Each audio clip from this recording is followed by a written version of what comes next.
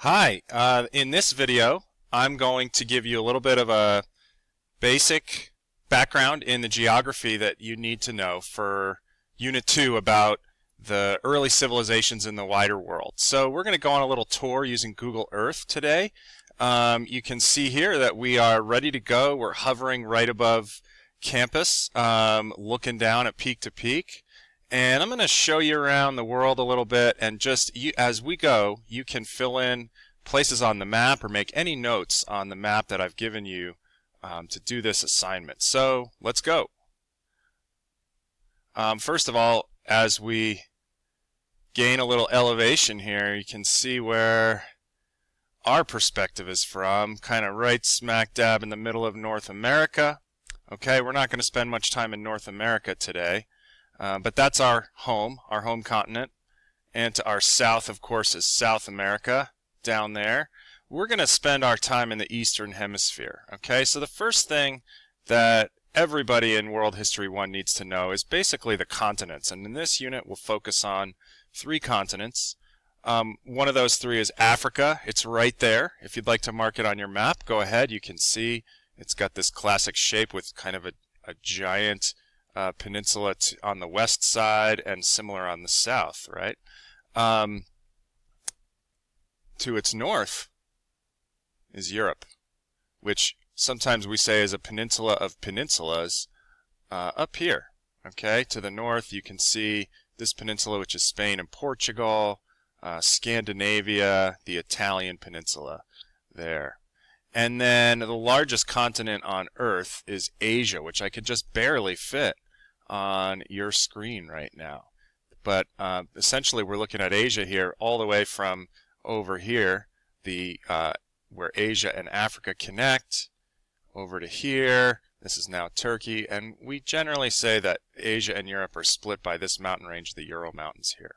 So that's what we're looking at, those 3 continents, okay? You should make sure you understand where those are. They are surrounded by 3 oceans. The Atlantic Ocean out here to the west, which divides the Americas from Europe and Africa. And then, woo, let me get control of my blue-green marble. And then the Pacific Ocean over here, east of Asia, which divides Asia from the Americas, okay, the largest ocean on Earth. And then down here is the Indian Ocean, okay? And this is to the south of India, logically enough, and to the east of Africa. Okay. Finally, one more body of water you need to know for now, or at least one more ocean or sea is the Mediterranean Sea. It's this body of water right here that separates Africa to its south from Europe to its north, and there's just a little bit of Asia on the northeast coast of the Mediterranean Sea. Okay. Next, I want to walk you through the regions that had civilizations by 1000 BCE or earlier. And I'm going to actually go from east to west in this case. Okay? Over here is the area we call China. Okay? And it has 2 rivers. The Huang River, also known as the Yellow River. Okay? And I'll try to give you an image of that. You can see where that is on the map, and it empties into this Gulf of the Yellow Sea right here, which to me always looks like a dog with a dog ear and a barky mouth right there, kind of running to the left. So that northern river of China is called the Huang or Yellow River, and then the other river of this river valley civilization is the Chang, also known as the Yangtze River. You can see Google Earth calls it the Yangtze. And so that's the southern of those 2 massive rivers in East Asia. Okay. Now China we call the ancient civilization China. It's also the most populous nation on Earth today. So there's just one place name to know about that. If I were going to characterize Chinese civilization in one word, I would call it distinct, because China was separated from the other civilizations by mountains here and deserts here, so it developed separately from the rest of the world for a very long time. Next up is an area known as, well, two rivers, the Indus River and the Ganges River, and these are in what are now India and Pakistan.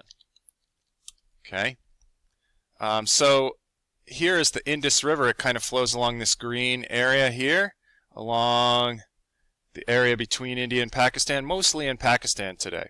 Okay, and that was the site of the first civilization in the Indian subcontinent. Then to its east is the river we call, in English at least, the Ganges River. Some of you may have heard of it as the Ganga. That's a similar, but slightly different name for it.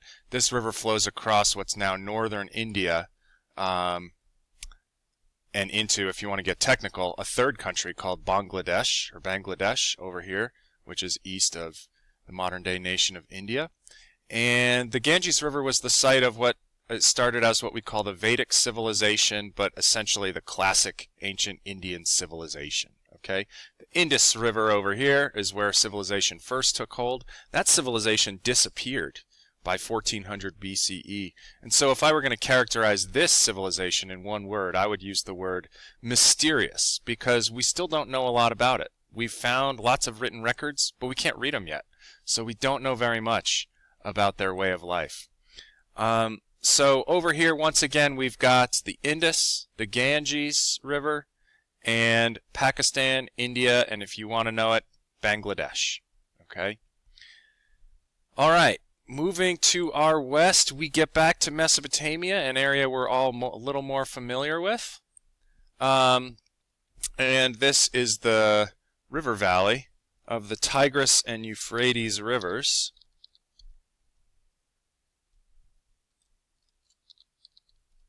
And it's the modern-day country of Iraq.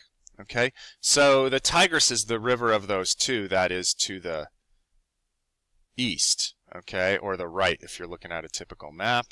And then the Euphrates is the river on the west side of the valley. Okay, and this, as you know, was the first place civilization took hold, the first place it was ever sort of created, and for 3,000 years, it was probably the most densely populated, most advanced, technologically speaking, and also very warlike region of the world. There were lots of different societies living in close quarters with each other, and so there was sort of a constant cycle of conquest of one culture one culture trying to conquer the others, and so it's a very warlike region. Today, this is the country of Iraq, for the most part. The southern end of it is Kuwait. Don't worry about that one. And the northern part is a little bit in Syria and Turkey. Okay? So that's, again, Mesopotamia, most advanced, most warlike region of the ancient world, probably. That brings me next. Here, I'll zoom out a little bit so you can see where we're at in the world.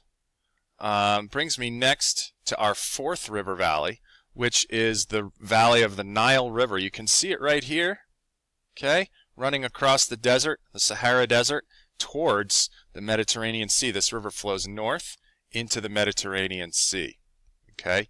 And one thing I like to say is, which direction do all rivers flow?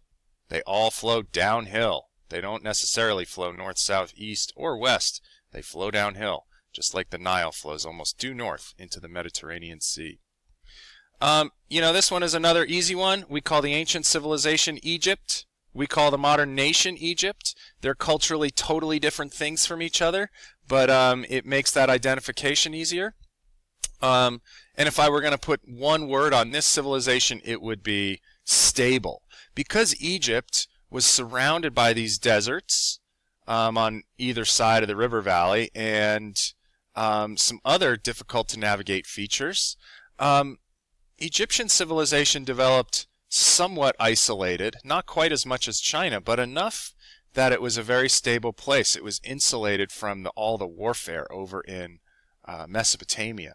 And so for 3,000 years, there was a fairly continuous type of culture in the Nile River Valley. These days, it's now part of the Arabic-speaking world and the Muslim world for the most part, but from 3000 BC up to about the beginning of the Common Era, Egyptian society was more or less the same thing. That brings me to the last region, and this is the most unique one. The first four I talked about were river valleys, and we learned in Unit 1 why civilization was required for river valleys, or made it possible for people to settle in river valleys. But here's a fifth one that's actually the basin of a sea, meaning the lands around the coasts of a sea, and that is the Eastern Mediterranean. Okay? And in this one, it's different in that way and another way as well. Civilization did not form independently without outside influences here, like it did in the four river valleys. It spread from Egypt and Mesopotamia into this area and was influenced by those areas, but it became a different, unique thing of its own here too.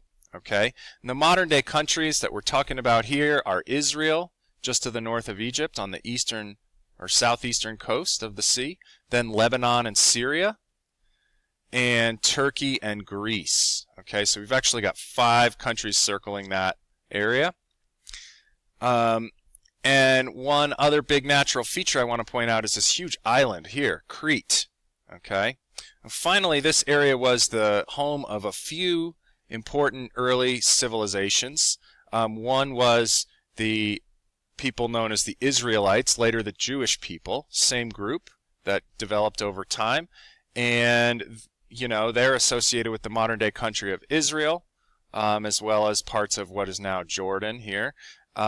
Then to their north were people called the Phoenicians. They built a huge sea-based empire with colonies all throughout this sea. Over here was what eventually became one of their biggest colonies, Carthage, I think right there.